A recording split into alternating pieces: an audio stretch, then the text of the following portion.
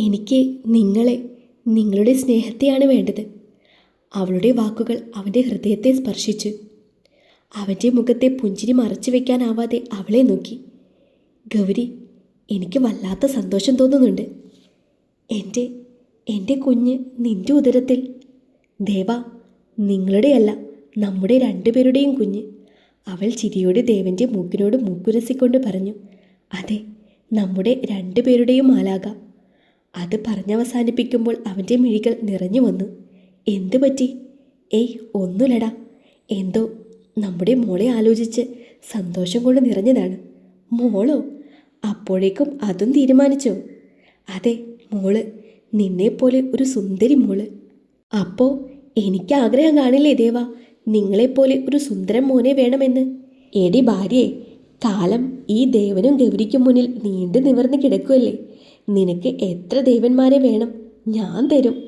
അവസാനം എൻ്റെ പൊന്ന് മനുഷ്യ മതി എന്ന് മാത്രം പറയരുത്. അയ്യടാ, അപ്പോൾ എത്രയാ എൻ്റെ കെട്ടിയോൻ്റെ പ്ലാന്? നിനക്കൊരു 60 വയസ്സ് വരെ ഞാൻ സമയം തരും. അതിനുള്ളിൽ എത്ര കുഞ്ഞുങ്ങളെ പ്രസവിക്കാമോ അത്രയും.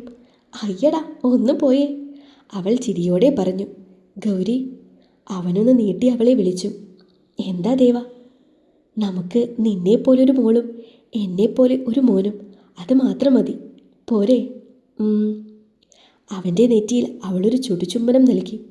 അവളെ വാരിയെടുത്തുകൊണ്ട് അവൻ അവളുടെ നെറുകിലും കഴുത്തിലും മാറി മാറി ചുംബിച്ചുകൊണ്ട് നിന്നു.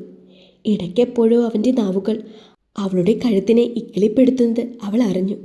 ദേവ, എനിക്ക് ഇക്കിളിയാവുന്നുണ്ട്. ആവട്ടെ, അവനും ഒരു ചിരിയോടെ പറഞ്ഞു. അവളെ ബെഡിലേക്ക് കിടത്തിക്കൊണ്ട് അവളുടെ വസ്ത്രം പതിയെ ഉയർത്തി അവളുടെ വയറിനെ കാണാൻ ദേവൻ തിടുക്കം കൂട്ടി. വയറിൽ മൃദുവായി തടവുന്ന ദേവനെ നോക്കിക്കൊണ്ട് അവൾ പറഞ്ഞു. ദേവ, ഇങ്ങനെ ആഗ്രഹിക്കലേ, കാണുമ്പോൾ എനിക്ക് പേടിയാവുന്നു. അവൾ ഉള്ളിലെ ഭയം മറച്ചു വെക്കാതെ പറഞ്ഞു. ഗൗരി, നീ പഴയ അമ്മൂമ്മയാവല്ലേ. ദേ നോക്ക്, പണമുണ്ടേൽ ഇന്നെല്ലാം നടക്കും. ദേവ, അവൾ എന്തോ പറയാൻ ഒരുങ്ങിയതും അവനതിനെ തടഞ്ഞു. മരണമൊഴിച്ച് അവൻ അവളെ നോക്കി മന്ത്രിച്ചു. അവളും അത് തന്നെയാണ് പറയാനായി വന്നതും. അവളുടെ വയറിനെ തൊട്ടും തടവിയും മതിയാവാതെ അവൻ അങ്ങനെയിരുന്നു. വീട്ടിലെ വിരുന്നുകാരെല്ലാവരും ഒന്നൊതുങ്ങിയിരുന്നു.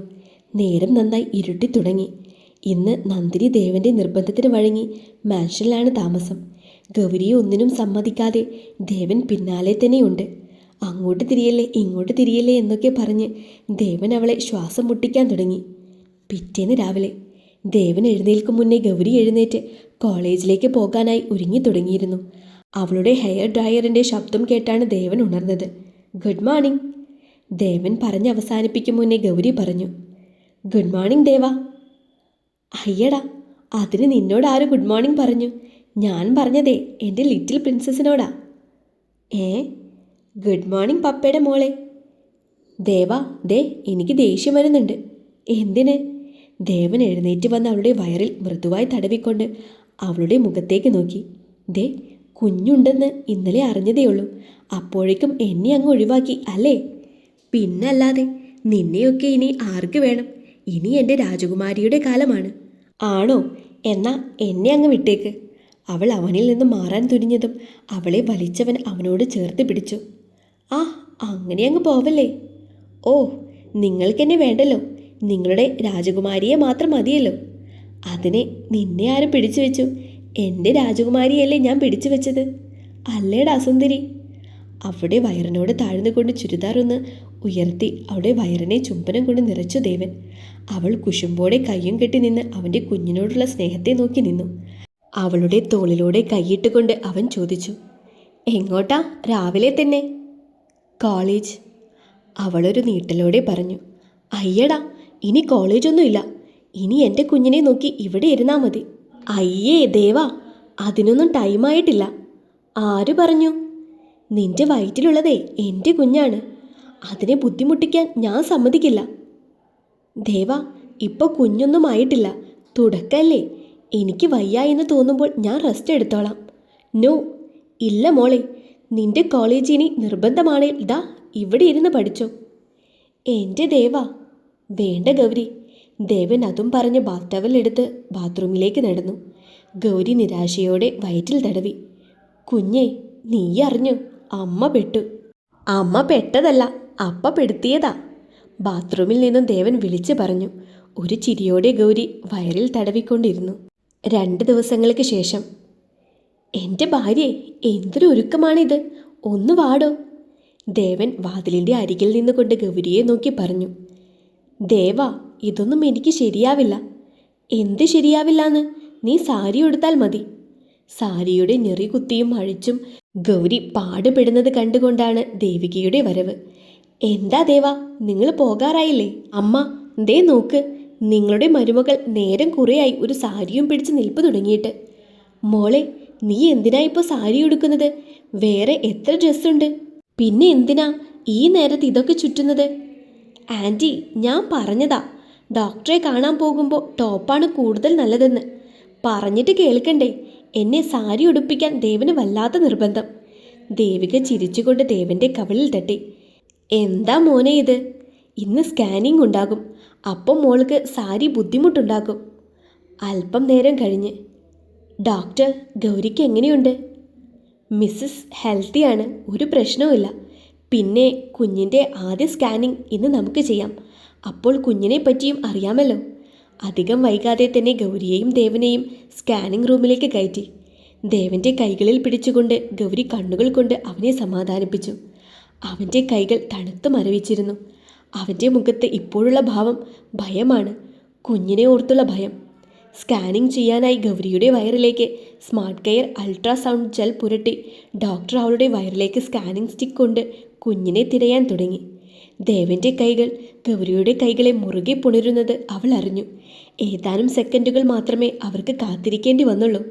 അവരുടെ കാതുകളിൽ കുളിർമഴയായി കുഞ്ഞിൻ്റെ ഹൃദയമിടിപ്പ് കേട്ടു. ഗൗരിയുടെ കണ്ണുകൾ നിറഞ്ഞു. ദേവൻ്റെ കണ്ണുകളും നിറഞ്ഞു. അവളുടെ കൈവെള്ളയിലേക്ക് അവൻ്റെ കണ്ണുനീർ തുള്ളി പതിച്ചതും അവൾ അവൻ്റെ മുഖത്തേക്ക് നോക്കി. അവളോടുള്ള പ്രണയമാണ് ആ മുഖത്ത്, കുഞ്ഞിനോടുള്ള സ്നേഹമാണ് ആ മുഖത്ത്. മിസ്റ്റർ ദേവൻ, ഇതാണ് നിങ്ങളുടെ കുഞ്ഞ്. ഇത് കുഞ്ഞിൻ്റെ ഹെഡ്, ഇത് കൈ. എല്ലാം വികസിച്ചു വരുന്നതേയുള്ളൂ. നിങ്ങൾക്കിപ്പോൾ മനസ്സിലാവില്ല, പക്ഷേ വിഷമിക്കേണ്ട. നെക്സ്റ്റ് സ്കാനിങ്ങിൽ നിങ്ങൾക്ക് കുഞ്ഞിനെ നല്ലതുപോലെ വ്യക്തമായി കാണാൻ കഴിയും. ഇരുവർക്കും ഡോക്ടറിൻ്റെ വാക്കുകൾ സന്തോഷം നൽകിക്കൊണ്ടേയിരുന്നു. ദേവൻ്റെ കണ്ണുകളിലേക്ക് നോക്കുമ്പോഴെല്ലാം വീഴാൻ മടിച്ചു നിൽക്കുന്ന ഒരു മിഴുനീർ മുത്തുണ്ടായിരുന്നു. കുറച്ച് ദിവസങ്ങൾക്ക് ശേഷം ദേവൻ കമ്പനി ആവശ്യത്തിനായി ഇന്നലെ നോർവേയിലേക്ക് പോയി. ഗൗരിയും പോകാൻ ഒരുങ്ങിയതാണ്. പക്ഷേ ഡോക്ടർ അവളോട് റെസ്റ്റ് പറഞ്ഞു. നോർവേയിലേക്ക് പോകും മുന്നേ അവർ ഡോക്ടറെ വിളിച്ച് ഗൗരിയുടെ ആരോഗ്യനില അന്വേഷിച്ചിരുന്നു. വിശ്രമം വേണമെന്നും ദൂരയാത്ര ചെയ്യരുതെന്നും പറഞ്ഞു. അതുകൊണ്ട് ദേവൻ മാത്രമായിരുന്നു നോർവേക്ക് പോയത്. ഒരു സമാധാനവുമില്ലാത്ത പോക്കായിരുന്നു ദേവൻ്റേത്. അത്ര അത്യാവശ്യമായതുകൊണ്ട് മാത്രമാണ് ദേവൻ പോയത്.